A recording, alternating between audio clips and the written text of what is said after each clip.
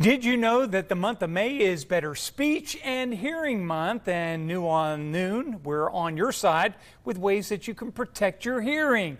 Audiologist Jennifer McInnish with the Princeton Baptist Medical Center joining us via Zoom right now. How you doing, Jennifer? I'm doing great. You can hear me, right? Because that's very important. I can. It's the most important thing to me. Yeah. What makes hearing very important? Yeah. Why is it so important? Well, the easy answer is for communication. We all know we need our hearing to communicate so we can talk in groups and even one-on-one, and so we're not isolated from other people. But there's another layer to it. There's all this research now with cognitive decline and the link to hearing loss, and even at mild levels, you're not getting stimulation to your brain, so your brain will start to atrophy over a long period of time.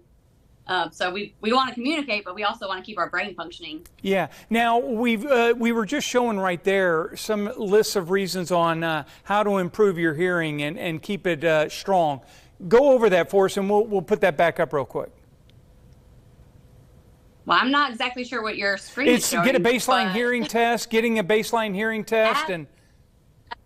That's what, so used to, we'd only worry about people who were our military servicemen and women or people who worked in manufacturing, but now the world is so much noisier than it used to be.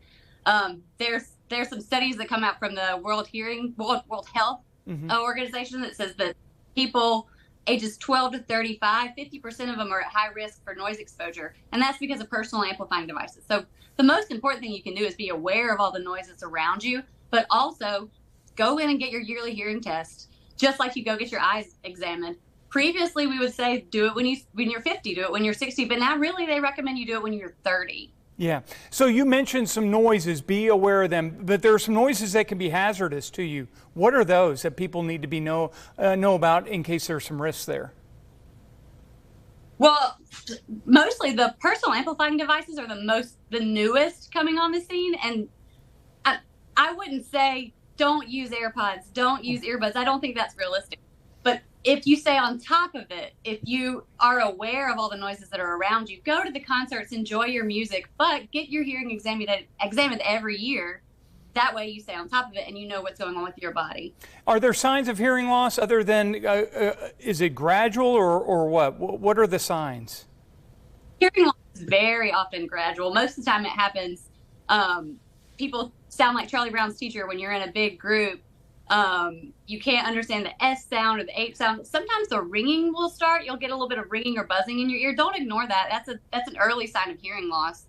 And it's very important. You're not just going to the doctor. You're not going to be stuck in hearing aids right out the gate, but it's important to know and ease into that process. Back in October 2022, they announced these over-the-counter hearing devices that the FDA approved, which are excellent, but it's important to get an evaluation by a professional so you can know which ones to choose. That's right. Go see an audiologist like Jennifer McInnish right here and get tested yearly. Hey, thanks so much, Jennifer. We appreciate your time. Really good job.